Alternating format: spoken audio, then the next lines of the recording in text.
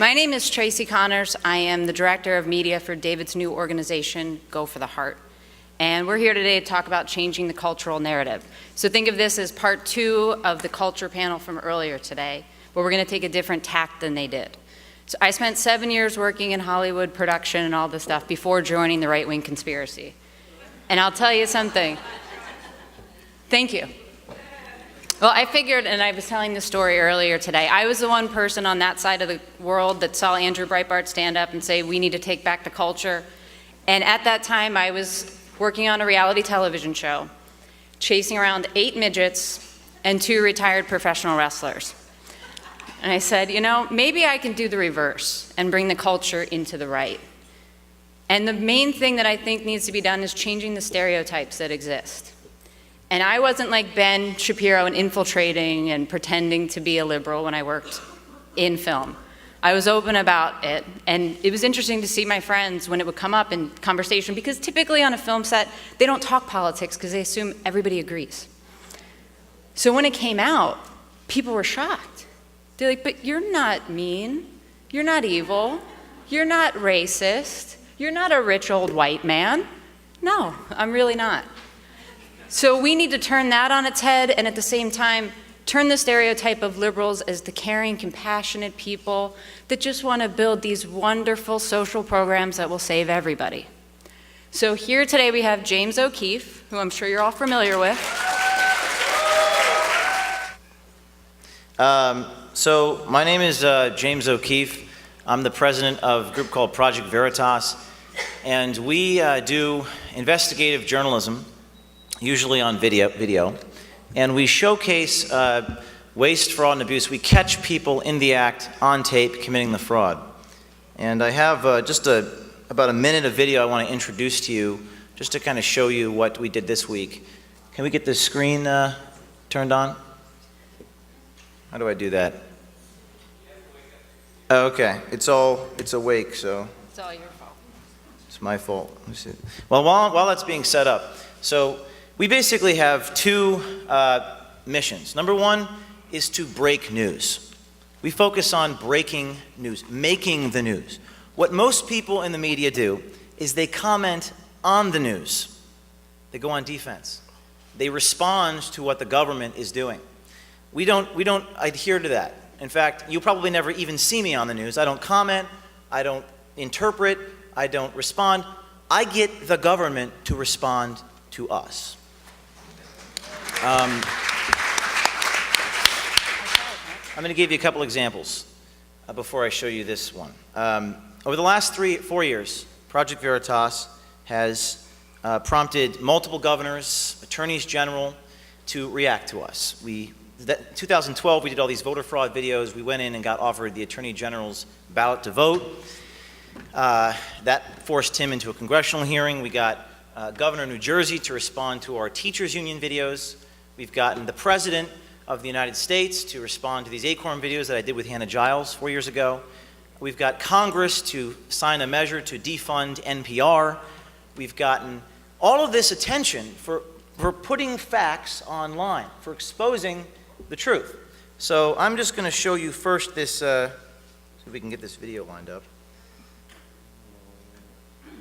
That's fine. I'm going to show you this video. This is something we released this week on the Obamacare navigators. It got 400,000 views on YouTube within 24 hours. It made the front page of every single newspaper in the state of Texas. It made the bottom and top of the hour on all the TV affiliates. If you were to buy the earned media, it would cost you a few $1,000,000. If I were to tell you what my operating budget was in 2012, your mouth would drop, because maybe you would think there's a different way to go about achieving political change. Andrew Breitbart used to tell me that politics is downstream from culture. You can spend billions of dollars electing politicians who either will betray you, or don't care about you, or who will probably lose, or you can give me 0.01% of that, and I can get scalps. So let me show you this video, and then we'll talk about the fallout.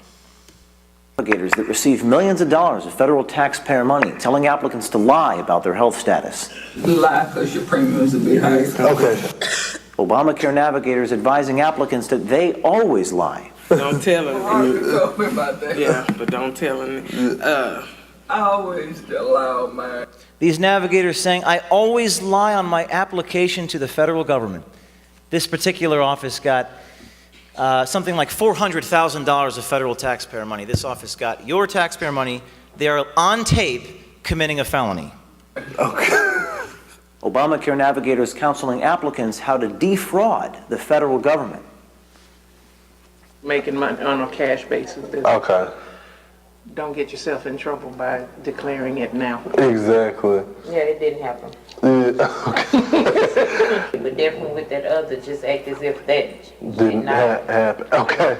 Never report that. Okay. Days after President Obama thanked navigators in Dallas for signing people up on the new government-run healthcare exchange. If people can't get through the website, people can apply in person if they've got committed folks who are out there helping people to sign. I actually think that one of the guys in the audience in Dallas, this was last week, was one of the navigators that we caught on tape. He's talking to this audience about, he's thanking these navigators. And I think that's Brian Penzelton in the upper right-hand corner. So this was days before we released the video. Lie because your premiums will be higher. Okay. Project Veritas heads to Texas to expose Obamacare navigator fraud. Want to turn Texas into a battleground state? Turn Texas blue. There are a few navigators here in town. I haven't been able to get anybody locked down.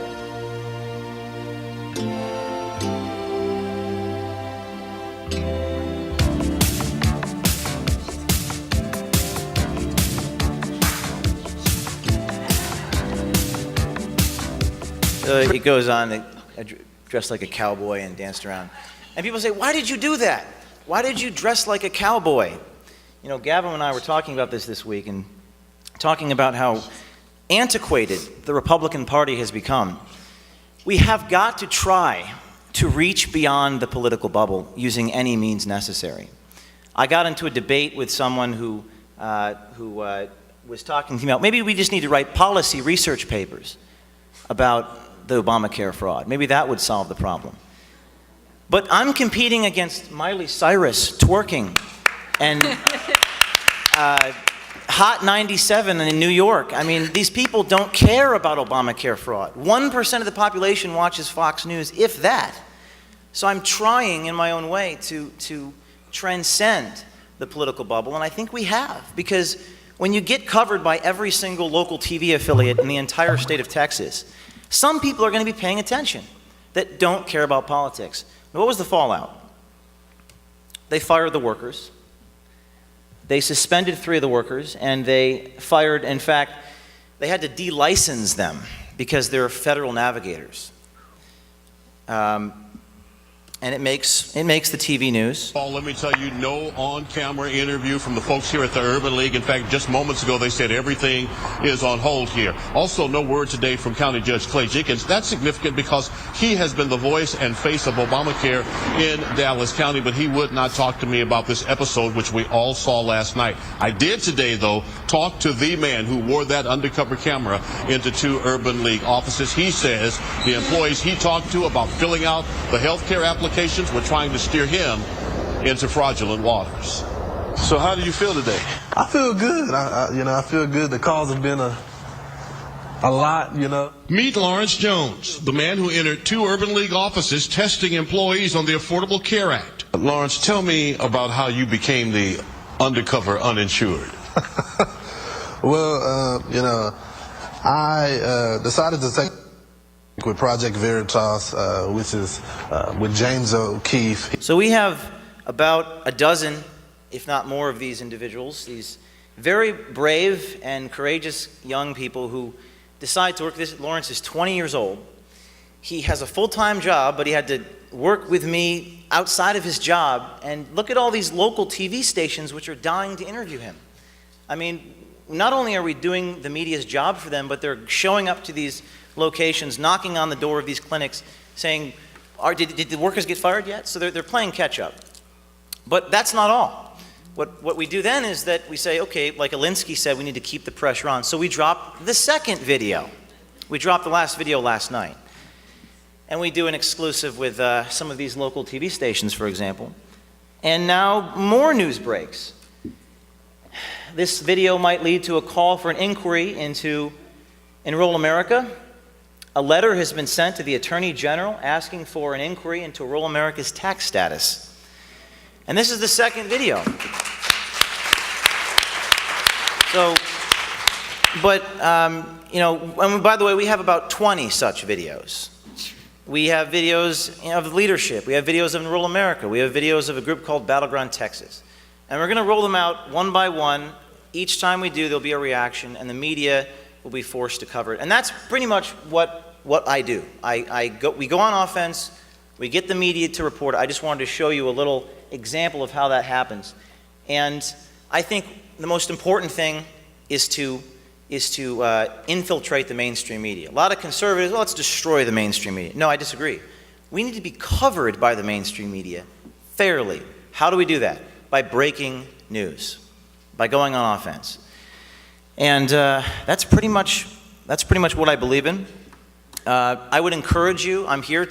I should be in my video bay, like producing the next video, but I came here looking for financial support for Project Veritas. If you, you know, I'm not a fundraiser. I don't like fundraising. I'm an artist, but I'm here to raise money. So if you believe in this cause, if you want to help us, if you want to create another controversy, a firestorm, pull me aside. I'll give you my card. And think about making a contribution to us. I will take the Pepsi challenge with any other organization in politics. If you can find any other group that dollar for dollar has done more with less than $1 million, don't give me money. But I promise you won't be able to do that. Thank you. Hello. My name is Sonny Johnson, and I have a confession to make. I'm black. Okay? I do not want reparations. I just wanted to throw that out there. I love guns. I hate Section 8 housing. They're ghettos of poverty, death, and destruction. I hate EBT cards because not only now have they inflicted poverty upon a whole generation of women with lower standards, they are now inflicting an entire population of young, able-bodied men, which should be the real war on women. Because now you can't find a husband with a job, instead you find one with an EBT card. I, above everything else, understand that we cannot win this war if we do not infiltrate the culture in America. Everyone knows that Obama's policies are destructive, but yet he wins. How did he win? We went out, we bashed Obamacare, we bashed the economy, we told the truth about all the issues, and while we were doing all of that, Obama was on Leno and Letterman and Pimp with a Limp. And we wonder why we can't win. Because they've learned what we refuse to recognize. The low information voter is still a voter. And you can't win if you have more low information voters voting for cultural renaissance rather than policies that actually affect change in America. One thing that really ticks me off more than anything is hearing that blacks have so much in common with conservatives, especially on the social issues. I'll ask you, how far has that gotten us?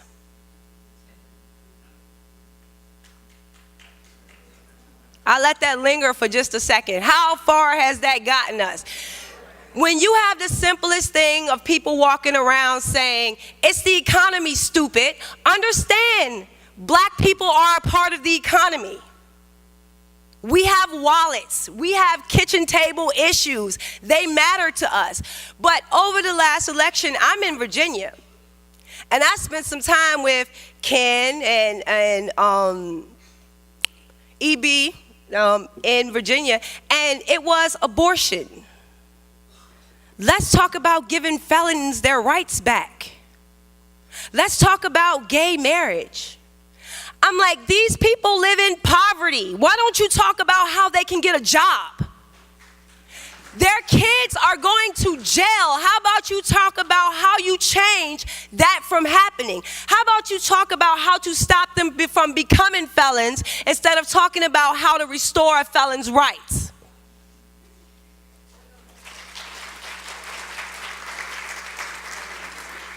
We sit and for some reason we think that we can't penetrate the black community. Okay? I am a lover of hip hop. And I dare people all the time to tell me one hip hop song that says, I like being broke.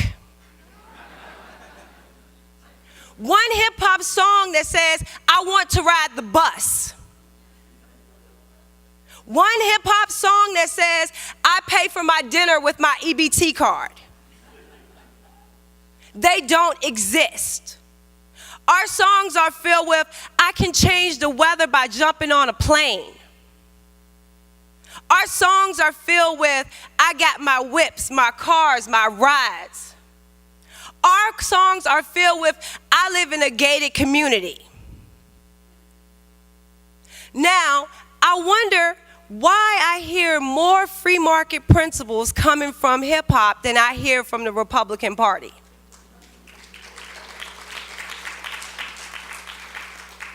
And I get it back, well, hip hop is this, that, or the other. Well, guess what? It's nationwide.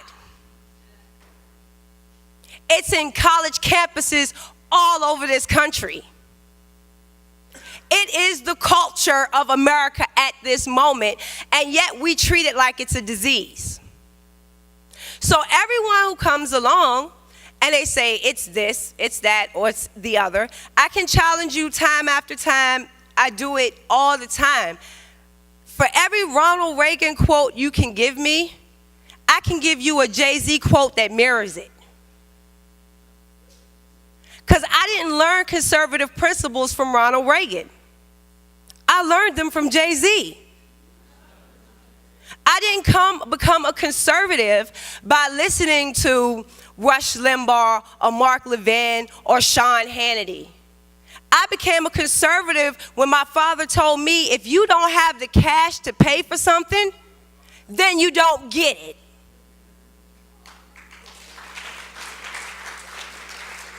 I became a conservative when my mother told me, you look for a man that wants to be the head of his household.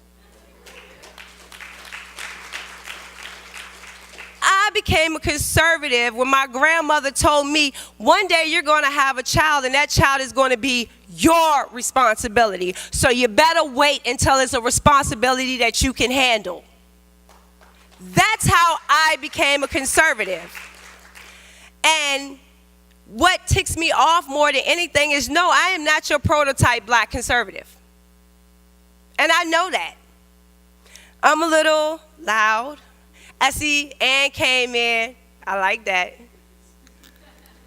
But it has to be a change in the way we target this generation that is coming up. Because with the policies that are in place now, they will be in a socialist utopia. And I find it always funny because we say the left wants utopia, the left wants utopia. Well, I say conservatives think you live in utopia. You think that the way things should be are the way things are. No, we're nowhere near what our founders wanted for us. We're nowhere near what our founding principles set out for us. They have moved us so far from that football field that when you say you're a conservative, people think you want to conserve what is. They don't understand that we have to peel back so many layers of this liberal onion before we get to a place where we say, now this is what we want to conserve. We want to conserve the father at the head of his household. We want to conserve the child that comes out of school not knowing Common Core curriculum, but knowing how to think for themselves, that knows how to dream, that knows how to inspire. But we can't do it using the same tactics that we have seen time and time again fail. It makes people like me throw my hands up like, what part of failure don't they understand? Aren't they tired of losing yet? And I'm going to leave it, but I'll tell you one thing I really, really, really despise is the crybabies. And I don't understand this. The left calls me names, okay? I'm not an Uncle Tom. But I'm not an Uncle Tom because I don't like Uncle Tom. Uncle Tom was nice. I'm not that nice. They call me a sellout. Well, excuse me, I know how money works. So when you hold me to false liberal policies that fail, yes, I sell out. But none of these things are going to make me cry, nor are they things that I'm going to spend my time, effort, or energy fighting liberals about, because it is a waste of time. Some people are perfectly fit to be Democrats. They love dependency, or they're on the other end of the spectrum, and they love looking down their noses at people who they think, you can't do it like I do it. I got here because I'm special. You can't. Those people are perfectly fit to be Democrats. But I will tell you, there's an entire generation that does not want to hear from crybabies. They want to hear from people who became millionaires. And they want to know how to become a millionaire themselves. We do this by not letting the left control the conversation. We need to go into these groups and start talking about money. So I have just one suggestion. When they call you a racist, don't back down. Don't cry, don't run, don't do any of that. Simply say to them, I'm a colorist. So when white, black, brown, purple little aliens, whoever you are, come for my wallet, we have a problem. Because my color is green. That's how you diffuse a situation. And if I stay up any longer, I'm going to keep going, so I'm going to go ahead and let Gavin come up now. I think that I sort of want to, I like that this is considered part 2 of Coulter's speech, because I feel like despite the island of misfit toys that sits up here, I want to argue that we are conceivably the future of the right. And I know there's a lot of dubiosity from the elders, and I know it has a lot to do with the fact that we make up words.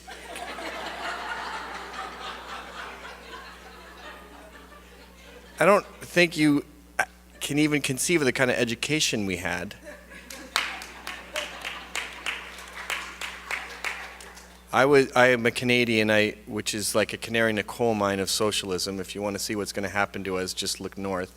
And I got my degree in Montreal, where our professor was the head of the Canadian Communist Party. So it's not like you go, hey, I find you pretty left-wing. That's not even an insult. He'd go, yeah, I'm the leader.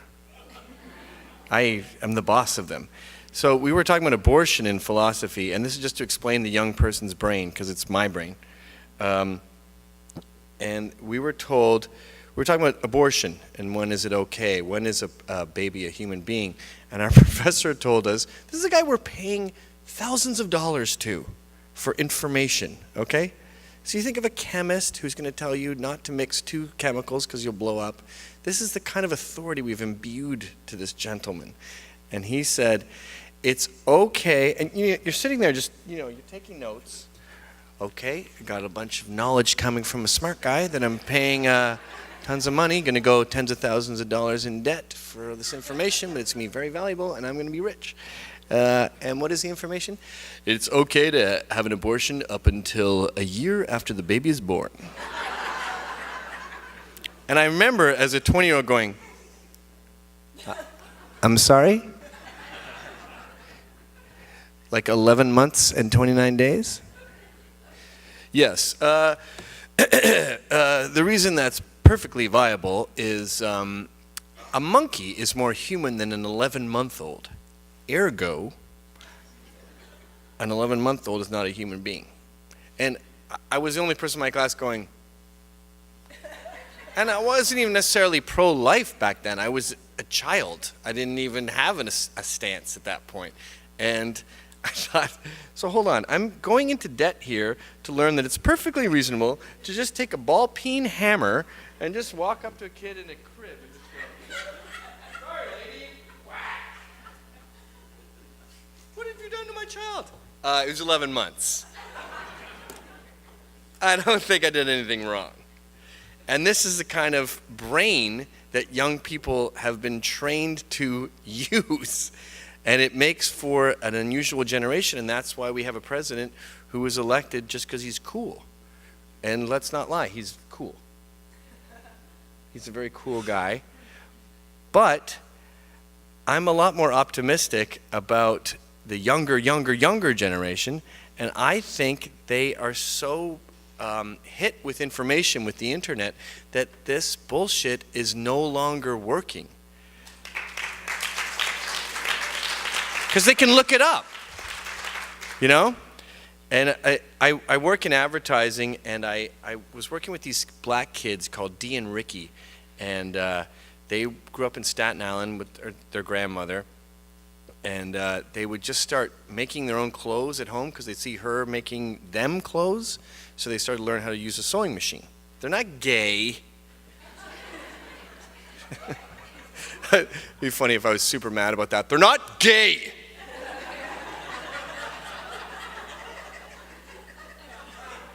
Who was thinking that? Part of this story too is that they don't, that's like, to them, to that generation, that's like saying, you're a Scorpio. You were born in June. Okay. So they started making their own clothes, and they had, you know, multicultural friends, and they would go from Staten Island, they'd sneak into clubs late at night, and this is New York culture. It's not a great culture, by the way, don't get me wrong. I live there. I'm the only sane person in the entire city. But they would sneak around and get up to all kinds of hijinks that the kids are up to these days. And they kind of blew up because they went from selling clothes to their fellow students in high school to making jewelry out of Lego. I'm not advocating it, I'm just saying that it seemed to work. And apparently, by the way, that's fine with copyrights because Legos are just bricks, so you're just building a house with bricks. They don't have any sort of copyright authority on you. You can make whatever you want out of Lego. Who knew? They did it by trial and error. So Kanye West loved one of their things, and he put it on their album, on his album. And then Marc Jacobs loved his stuff, their stuff so much that he put their Lego jewelry in his runway show, and now they're rich as shit. And they have a restaurant in Brooklyn, and they design bikes and G-Watch clocks, and they're always on their phones like the kids are, and they're really successful, really endearing guys. Not that I can understand a third of what they say. We got to get back to all the different stuff and get out. And what's freaking out is like, what? I don't know what you're saying. It sounds great. It sounds very upbeat.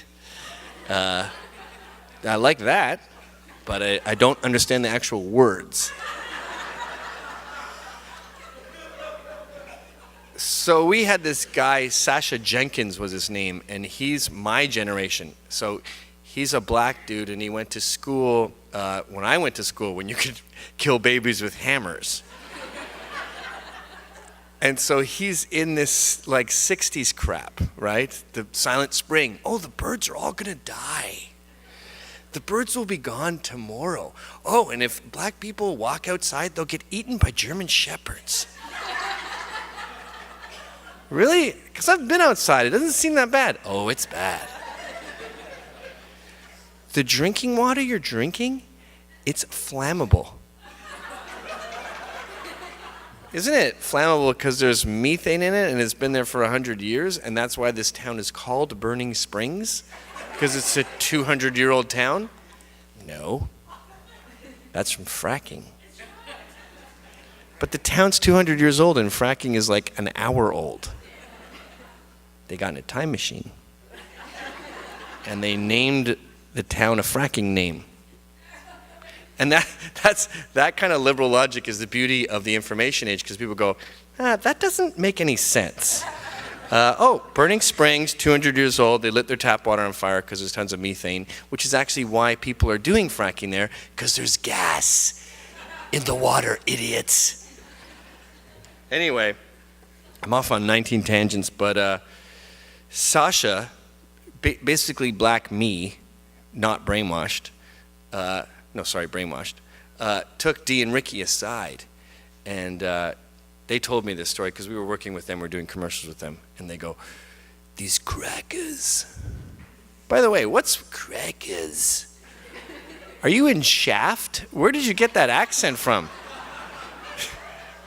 Did you import your accent from the 70s? Do you like foxy ladies too? Yo, these crackers. No one has said that word in, 20 years. He goes, these crackers, they want you. And they told me the story later, and it really gave me optimism, because they go, first of all, I didn't know that word. What is that word? Like a cracker that you eat?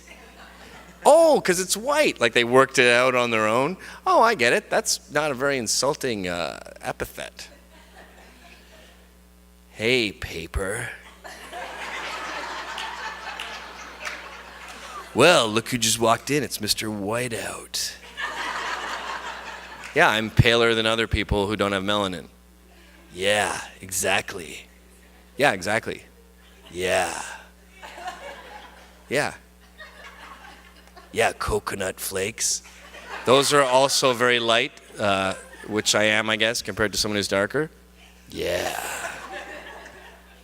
Where are we going with this? So, because like, these crackers, they want you. Meanwhile, Marc Jacobs, a white dude, is the guy who got him his amazing gig and made him rich. And Kanye West, who's black, whatever, also made him rich. So these kids don't understand that concept. So when Anne is saying, we need to be pure, actually, I didn't really, I love Anne to death. In fact, bordering on like Scott Peterson, like when I talk to her, I imagine my wife in Tupperware in the San Francisco Bay. I'm not proud of that. That's no good. You're contemplating murder. Ugh. But it pops in there. I'm that fond of her, but in her speech, I wasn't sure if she was saying we have to be Puritans about the right, or we can't be picky, because I heard both. And I know she hates libertarians, and I'm here to say, let's just bet on the winning horse. Whoever's in the front, if Chris Christie is with a gay black midget with facial tattoos, and they seem to be doing well, let's put our eggs in that basket.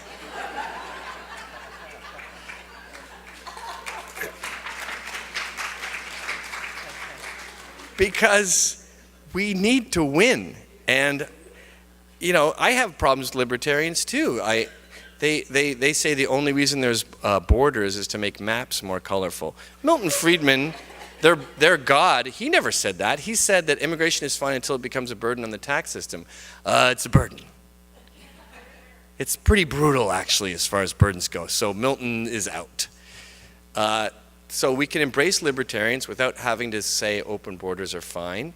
We can embrace conservatives without saying that rap music is evil or that gay marriage is evil. How about this?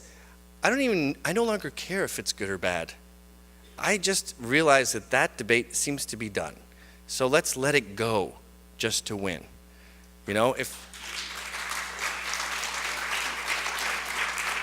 If you're in the ring and they got you in the right eye and your right eye's sealed shut, well, we're not using the right eye anymore.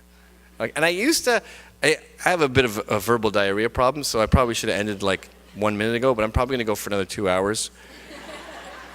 With gay marriage, I never was really against it, but it seemed like a tranny who wanted to go into the woman's bathroom. And I don't give a shit who goes to the woman's bathroom, but I just thought, no. You can't do that, you're a dude. You can't just put on a dress and go to the woman's bathroom. Yes, I can. And then I thought, I'm standing in front of the women's bathroom. Because I have a feeling you don't even believe what you believe, and you're just trying to get into the women's bathroom. Just to make a point. You don't really care about sitting down. You know a urinal is way more convenient when you have a penis. Let's cut the shit. So you're not coming in. And then it was push, push, shove. Everyone was screaming, and I thought, all right, you know what? It's 4 a.m. Go piss in the women's bathroom. Fine, you win. And I also realized they're trying to do something traditional. They're trying to get married. Now, they're lying, and that's worth noting. They don't really want to get married. If you can have sex with anyone you want, you don't want to get married. The only reason I'm married to my wife is I ran out of options. That's what marriage is. I thought we were all on the same page. Like people go, would you ever cheat on your wife? And I go, it never comes up. They're not exactly kicking down the door. That's why we do that. They don't have that. So why would they bother? But okay, pretend to bother. It's a traditional thing, and straights are not exactly killing it on the marriage scene. And that is another reason why I think we have to have more faith in youth and islands of misfit toys like us, because these people have sort of gone through this. Like I remember being a kid, my parents are still together, but I remember seeing my dad's friends get divorced. And I saw the carnage it wreaked. And I saw them living in my dad's basement, and that weird smell that men have when they stay on your couch when you're a kid. And you're like, what did you ejaculate into the cushions? What is this weird testosterone emanating from our couch now that I watch Batman on? What did you do in here? And it's just, alcohol and cigarettes and all that man stuff. And so my generation has sort of gone, yeah, divorce didn't work. And that might be one of the reasons why we're marrying so late, is because we saw this failed experiment.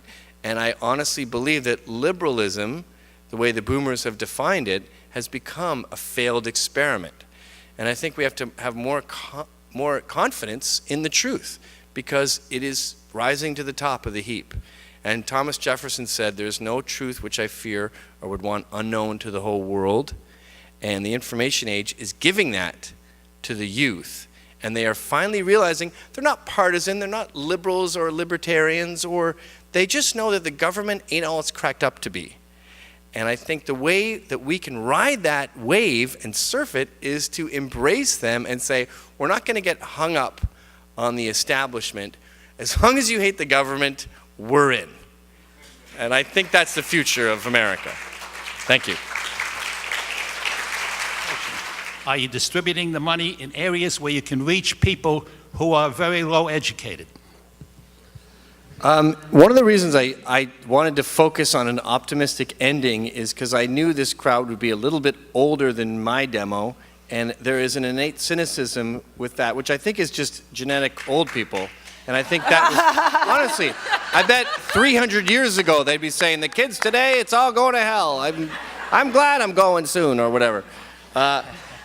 And there's a lot of merit to that, and I don't want to sound disrespectful of my elders, but I honestly think, lifespan is longer than ever. We're in the information age. Yes, the pendulum has swung away from truth right now, but I'm telling you, as someone who works with people in their early 20s, they are more dubious of this boomer, Silent Spring dogma that my generation has been so brainwashed. So I'm here to say, please don't be so cynical. Things are getting better. And as far as distributing money goes, I keep that all to myself. No, I think that what is not understood is that we live in this nonsense. Yeah. That's the point. We live in it, and we know it sucks. Our generation knows that it sucks. Our job is to show them that there's something different, that it can be done. And one of the most cynical things that I hear all the time is, it is the way it is and it can't be changed. You can't do nothing about it. It is the way, well, let me tell you, those 8th graders that were pregnant, guess what? Now they get to see what life is like. Yeah. And it sucks. And their children will grow up realizing that it sucks. So we're having an entire generation now who has grown up in the ghetto. I grew up in the ghetto. I know it sucks. I experienced poverty. I know it sucks. So we don't come in now with a conversation of saying, well, you know, it's bloating the deficit if we keep on spending on social. No! You're destroying your future if you depend on government. You're limiting yourself if you depend on government. You will end up in death and destruction if you if you depend on big government. Our message is changed because we're not talking about what might happen, what could happen. We're saying, look where you live and tell me this is what you want. If this isn't what you want, then come with me. Come eat at my table and let me show you how we do it on this side. They said we're the party of the rich. Yeah. Come get rich with us. Don't run from it. Don't be afraid of it. I can show you how to get rich too. That should be our message. If I could just add one thing. You're talking about education in America with public schools. Charter schools were virtually unheard of 10, 15 years ago. Now it's in my neighborhood in Brooklyn and New York, it's getting more and more common, and they are like military schools, these charter schools, and it's the free market getting an education and kicking ass. Yes.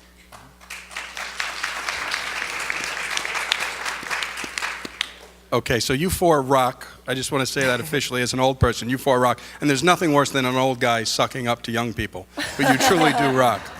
What are you like? I'm 43. What are you, 44? Like I said, you're a young person. I love you, young year ago. Because I'm 75. Now, a question to you. I live in Oxford, Mississippi. I purposely picked a college town to live in. I love living around college people. And the #1 show in the colleges across this country right now is Shark Tank. They watch this in house parties. They watch this together. They watch it on Hulu. Then they're streaming it. Here's the amazing thing about Shark Tank. All 5 of those folks, Barbara Corcoran, her husband leaves her. She has nothing. She's a waitress. She becomes a millionaire. Mark Cuban had nothing. All these folks had nothing, including someone from Queens, the FUBU guy, who came from nothing and came from a project. And here are these people with their dreams coming to these rich people. And for the first time, I think young people are seeing that capital is good, that dreams are good, and learning how to get rich is good. And these are shows that give me proof that young people get it. Young people are yearning for this kind of education. Thanks for what you're doing. Two-thirds of the world's billionaires started out with nothing, and that's why Shark Tank is appealing to people, because they all want to be rich. And what I forgot to mention up there is, what makes America unique is that we don't like being working class. No. And working class people vote Republican because they don't want taxes on their money when they're going to be rich soon, in 20 years. Now you go to Britain and they're like, well, I got Manchester United, I grew up here, my dad grew up here, that's where it goes. I don't like anyone with an accent that's slightly different from mine, and I'm going to grow up on this street, on this avenue forever. Yeah. Well, fuck you. That's why we left. Actually, we kicked you out. That's not us. We're not sedentary the way Europeans are. We're pioneers. Yes. And to get rid of this machismo and this sort of tough love is quintessentially un-American. And I'll tell you what, if you look at human happiness, it derives from taking risks and having balls and sticking your neck out. And to try to usurp that from American culture is to try to make us unhappy. And I'm not standing for that. And I want to applaud the 4 of you and thank you for being here. Us old folks need to hear from you. And we may not always like the way you deliver the message or the words or something. But you know, that is the reality. And that message that you have, you can deliver to the university campuses and be heard and understood. And so my question to you is, are you doing that? Well, I can speak personally. I've been boycotted on a few campuses. The young people absolutely love what I do. When I show them the videos, their mouths drop. In fact, I went to Fordham a couple weeks ago, and the campus Democrats showed up with signs. They were going to protest me. And when they saw the Daily Show clips, you know, of the government workers, they dropped the signs. And it's a true story. You could Google it. The president of the campus Democrats said, "Everything I thought about you, James, is wrong." But to get there, I had to deal with the old people who control all the money. And we said, well, young people, well, young people don't have any power and they don't have any money. To get to speak to them, I have to go through the universities, which always are trying to get me off their campuses. So how do you solve that problem? By just keep doing what I'm doing. Call Sue Sharkey at the University of Colorado. I should call you. You know, you gotta act like you can be a conservative, you can think like a conservative, but you really have to act like a guerrilla. You have to use their own rules against them. You know, negative campaigning. What I do is I just expose them. I make it about them. Right. So the conversation becomes about them. But how do we get in front of them? How do we infiltrate the culture? How do we make a difference? I think that they're doing it, and we just need to do more of it. The journey of 1,000 miles begins with a single step. The amount of hopelessness from old people is unbelievable. Yes. Constant cynicism. You give billions of dollars to politicians who keep losing. Yes. Start supporting us. Right. Is what my message is to you. Yep. Okay. I also think it's worth noting that these terms are done. I think that there was Democrat and there was Republican 2 generations ago. Then the boomers thought that they had unveiled that. And that really just, it was Protestant Catholic first. Then it was Democrat Republican. And now everyone is stuck in this sort of obsession with naming your team. But young people, they go issue by issue because of the internet. And I think that's a healthy way to embrace things. I mean, I could argue I'm a liberal. I don't like sexism, so when Islam is stoning women to death, I want to raise my hand. You know, I don't like homophobia, so when it's illegal in a country in Africa, I want to raise my hand. I don't like, I appreciate the working class, so I don't think everyone has to take homophobia in Star Trek at UCLA and spend 60 grand getting a liberal arts degree. What's the matter with the trade? But in this day and age, to have those sort of liberal ideals is to be considered a conservative. Okay, fine, conservative it is. Well, I would just say what I think is happening now is that, especially with the HBCUs, the historically black colleges, they got smacked because Obama let their grants fail. They let their financing fail. So a huge number of the scholarships they had, a huge number of the federal government funding that they once had at one time has been sucked dry. And they're now realizing that maybe the black man in the Oval Office doesn't really care about the black college universities. So I think that we're going to be having a real outlet and cry when they understand that these colleges are no longer going to be financed to the extent that they used to be financed. But one thing that I would really love to speak on is the fact that Republicans don't even understand their own history. Right. These HBCUs, who started them? They weren't Democrats. They were Republicans all across the South. They came in and they said, look, we're going to give you money to well-known, well-established black leaders in the community. We're going to give you money and then we're going to get out of your way and let you build your colleges and let you fill your colleges and let you teach in your colleges. So schools like Tuskegee down in Alabama put out a generation of teachers, of scientists, George Washington Carver, a whole generation. Matter of fact, in 1907, Tuskegee had graduated more self-made millionaires than Harvard, Yale, and Princeton combined. I asked a Republican about that fact, and they look at me like, huh? This is your history. Just like it's my history. It's not black history, it's American history. And while we're so fond of saying what blacks don't know, look in the mirror. Maybe it's some things that you don't know. And that is something that we really need to get over, that hurdle that maybe it's just not them that are uninformed. Maybe we're a bit uninformed ourselves.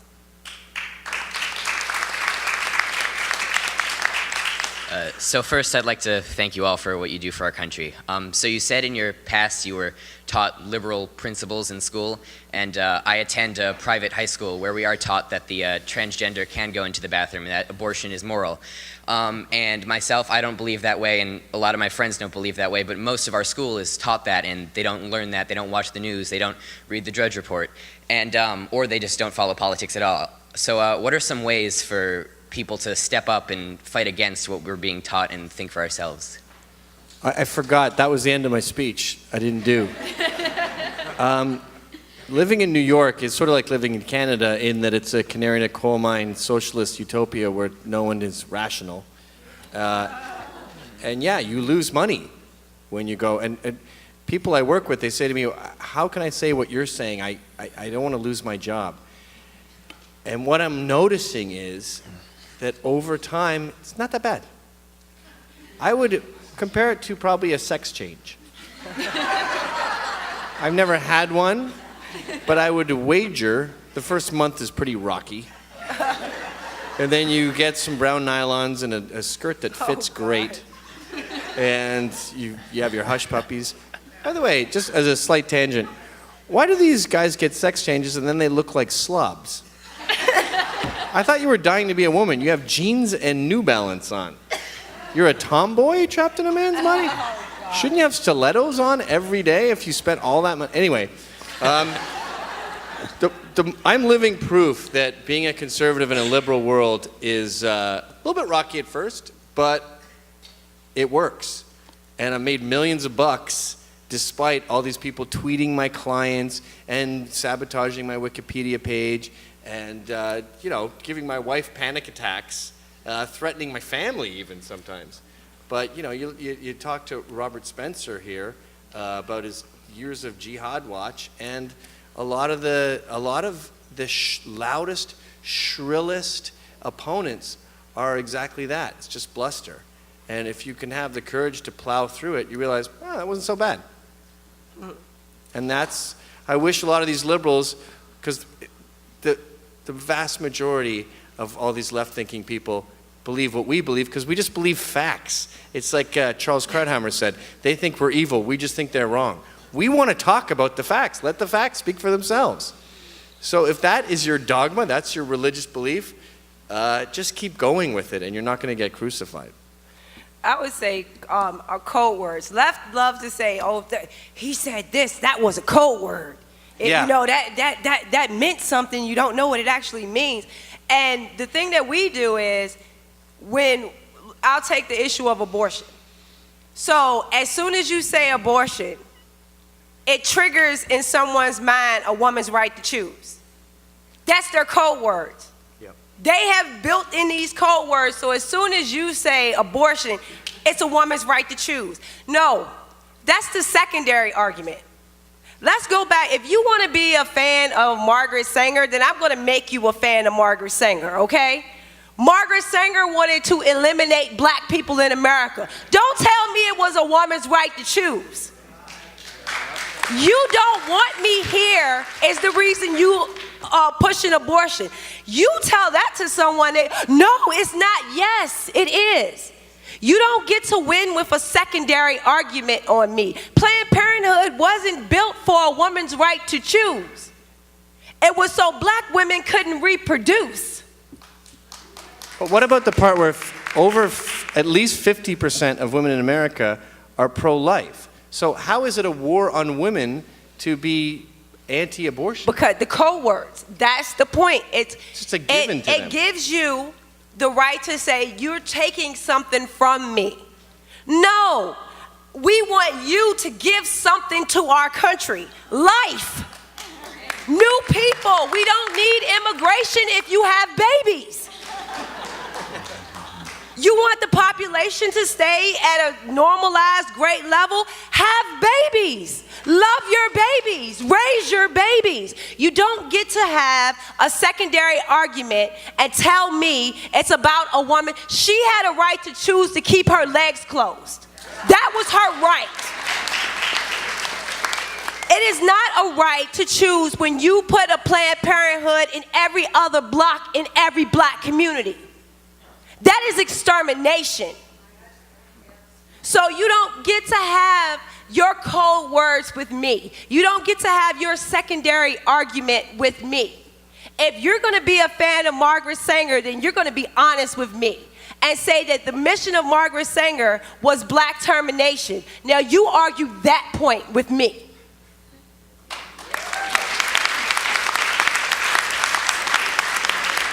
Can I say something because I flew down here and I have verbal diarrhea? One thing we never talk about, two subjects we never talk about with abortion is who are these idiots ejaculating into women? You know when it's coming. You masturbate once a day. So who are these guys who just go, oh, here we go. Oh. Oh, sorry. Do you poo your pants as well? Okay. How do you not know how to work your genitalia? We learned about that in 3rd grade. Anyway. Like, seriously, No one makes fun of those guys. Sitting next to Gavin, oh my goodness. One more thing. You talk to liberals about abortion and they go, you can't say the word retard. Really? When I was a kid, there was one retard in every family. And we called him retard and he was our friend. You obliterated them from the populace. Yes, So but you care can't be so sanctimonious about a people that you committed genocide on. Yes. Sorry. I can say retard. I'm cool with them. You killed them. Exactly, and that's how you change it. Stop letting them get away with that secondary argument. It's always a secondary argument. Even with guns, it's a secondary argument. Everything. No, the first gun laws were put in place so blacks couldn't protect themselves from the KKK in the South. In other words, gun laws were put in place so that Democrats could kill blacks in the South and we had no way to defend ourselves. That was the gun laws. And so you have these liberals now who say, well, everything switched in the 60s. All the people switched in. Well, guess what? All the policies stayed the same. Y'all kept abortion. Y'all kept gun rights. Everything that the Democrats did with the intent of stopping the black population, all of them stayed on the Democrat side. So maybe the people changed, but the policies didn't. None of the policies. The unions were started so blacks couldn't take white jobs. Where they at now? Gun laws were started so we couldn't protect ourselves. Where they at now? Abortion was started so we couldn't reproduce. Where they at now? Every single racist policies Democrats passed before the 60s is still on a Democratic platform. Every single one. The only difference is now we allow them to get away with the secondary argument.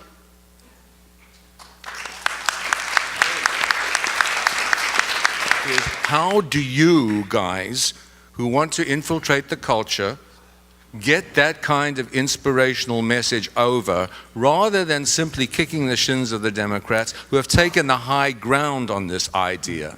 And let's get the high ground back with you guys helping us. Well, I think I can point to some examples of how we've done that. I think that you can't say, this is my perspective here, these guys might have disagreement, but you can't say, you can't talk about free market economics with these people. They don't care about free market economics. I don't speak their language. As Gavin said, I consider myself more liberal than them. These people are not liberal, they're fascists. They're left-wing fascists. They want to stop a dialogue. They want to stop debate. Debate is bad to them. So they've tried to shut me down and put us in jail and all these lawsuits. They want to stop me from having a conversation in the first place. That's the reason why I'm speaking. Well, I'm talking broadly. I can show you thousands of emails from young people who have been inspired by what we've done. When I go to the University of California, Los Angeles, I have 18-year-olds tell me I wasn't even involved in politics until I saw your videos. I can show you that. But I have to break through, pun intended, a massive government and media firewall to get there. Gavin said you got to go through a world of shit to get to the destination. And that's the message. It would be wrong of me to neglect to give that message to audiences. Oh, it must be great going out there and changing the world. No, it's really hard to do what we do. And I have to tell you that. But in terms of the language, I don't use free market capitalism. Let me give you an example. When I went to Rutgers University, I was in college, and instead of talking about how wonderful Milton Friedman graduated from Rutgers University, 1932, I bet you didn't know that. I went to the University of Chicago afterwards. And I tried to erect a statue of Milton Friedman on my campus, but they didn't want to do it. They named the economics hall after Paul Robeson, who was a Stalinist. So instead of complaining about it and trying to petition, I went Saul Alinsky on them. I researched my professors and how much money they made. And some of those professors at Rutgers University were making $250,000 a year. And I found out what cars they drove, and some of them were driving Bentleys. And I created a newspaper, and I had a headline. I said, "Lifestyles of the Rich and Marxist."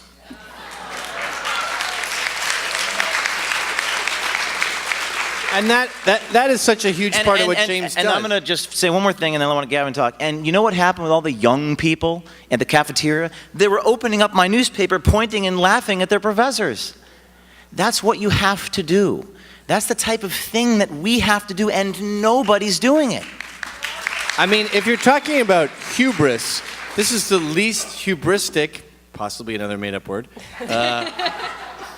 young person around. I mean, he doesn't just sit and vent on his blog or do a podcast no one listens to.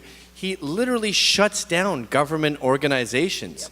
And when Acorn got shut down, all the young people who saw him do it go, "Oh, that's the guy who's lying and he was wearing a pimp coat." Well, why did it get shut down then? Oh, it must have been an effective attack. So he gets results. And I think young people see those results and go, "Oh, this isn't just bullshit. This guy is really doing it, and he's doing it for $1,000. I might want to try this." And I think James personifies this return to true journalism, which is just go knock on doors, go try it, and don't just Google and tweet what is already happening.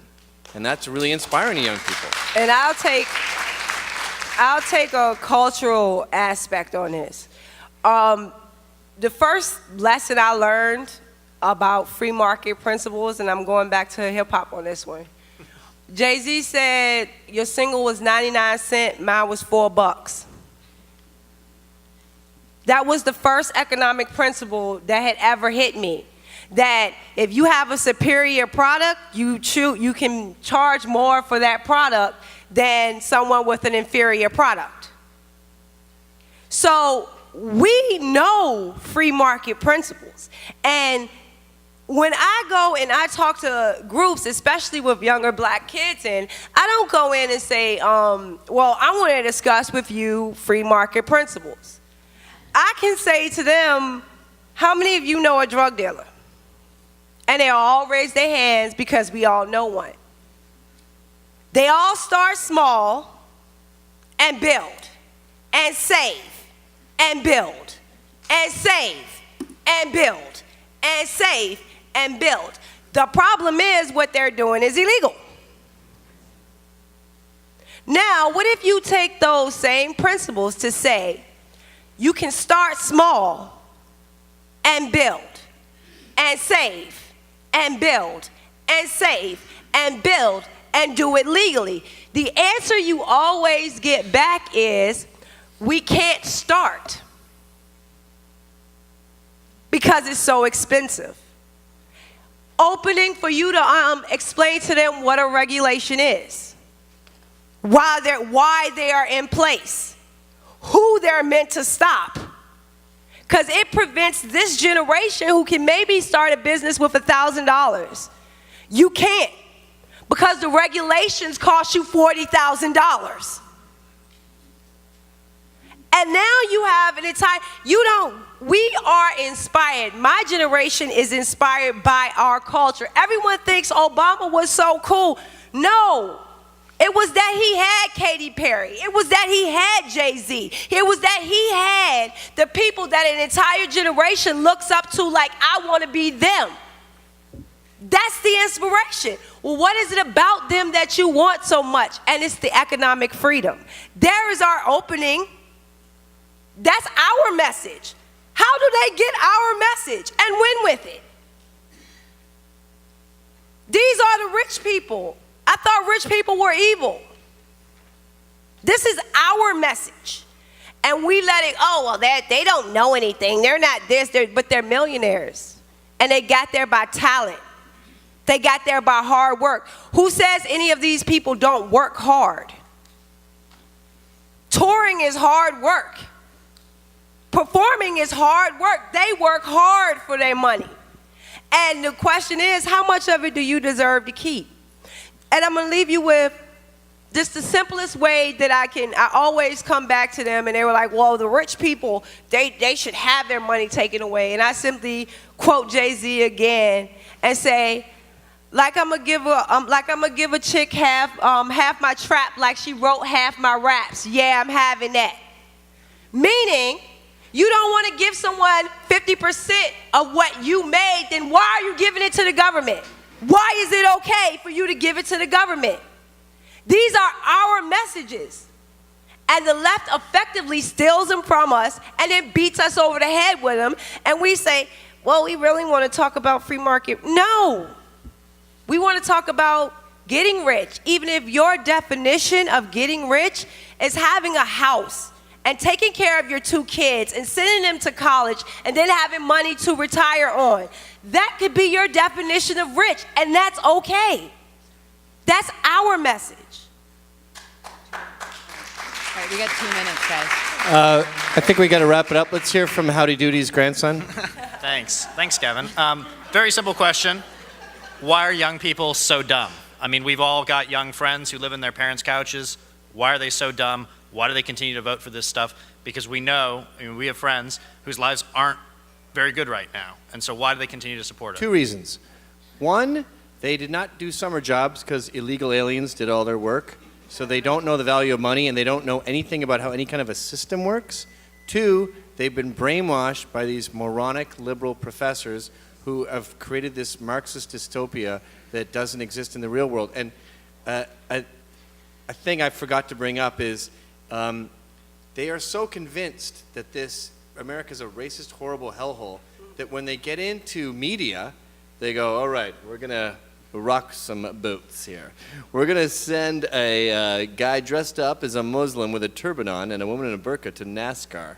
And you're about to see some anarchy. Watch, and you might die, by the way, actor. But it'll be worth it. You'll be a hero like a freedom rider. So they go to NASCAR. ABC did this. And everyone at NASCAR goes, hey, man, how's it going? All right, well, then another network, I think it was NBC, had this anti-Muslim guy start screaming at another actor who was playing a Muslim at a fast food place, like, what are you doing here, Muslim? We don't need your kind here. Some soldier in uniform goes, shut the fuck up, okay? I'm wearing this uniform so anyone can work here and have any beliefs they want. Oh, that didn't work out. Then The Daily Show sends 2 actors as gays to walk through the horribly homophobic South. And everyone goes, what's going on? You guys look like you're in love, kissing and stuff. Then they go, okay, well, up the ante. They go to a diner and they propose to each other. What happens? Yay, you guys are in love. So the summer jobs thing is a permanent problem. But as far as the liberal brainwashing goes, reality keeps slapping them in the face. And it's only a matter of time before they realize that their professors have taught them a planet that does not exist. All right, we got to wrap it up. And another thing. Oh, God. What's with jelly beans? No. There's all these flavors. They don't correspond to the I color. just want to offer my services. Next time you need a translator because you don't understand what some black person says, just give me a call. I'll let you know. I'll fill you in on that one. My name is Ron Crudo. I work for a new nonprofit that's Future Leaders for Israel. We network pro-Israel students from all around the country to engage and educate on Israel. And so you say that our age group, and I fall within your group actually, that is very naive and brainwashed. So we've been pretty successful in engaging students from both ends of the aisle and talking about Israel. But I wanted to hear some of your strategies or techniques on how to take these students that are brainwashed and how we can educate them or talk to them, inspire them, just like someone had said earlier. I know. I'll really just really quickly because this is funny. You know, when Reverend Wright came out and he's like, the Jews this and the Jews that, and I had a couple black my family around, and you know, so I asked them. I was like, how can you tell a Jew? And they all looked at me like, I don't know. I was like, me neither. So is this really the fight that our fight? If you can't even look at a person with any distinguishable way to tell any, why is it something you even care about? And in the end, you have to ask yourself, why is it something that a pastor can stand up, a pastor of a church, which is absolutely hilarious, stand up and talk about God's people? And when you have to make sure to say, you know that the Jews are Israelites, right? You know who they are and what they are, their significance in the Bible that you hold so dear. When your pastor gets up and says these things, does it ever cross your mind to think about what his intent really is? And if you can't tell the difference, then what is the point? I think that the best way to promote Israel, as far as young people go, is maybe a calendar of the women who are volunteers in the army. They all seem to be at least I think Hustler 10s. already did that. Hustler already took that on. I'm sorry. They range from 10 to 10.5. Just focus on that and maybe not have you do the talks. Maybe have them come out with their fatigues and, you know, changing an AK. I don't know. Pretty good. All right, thanks everyone for coming out and listening to us today.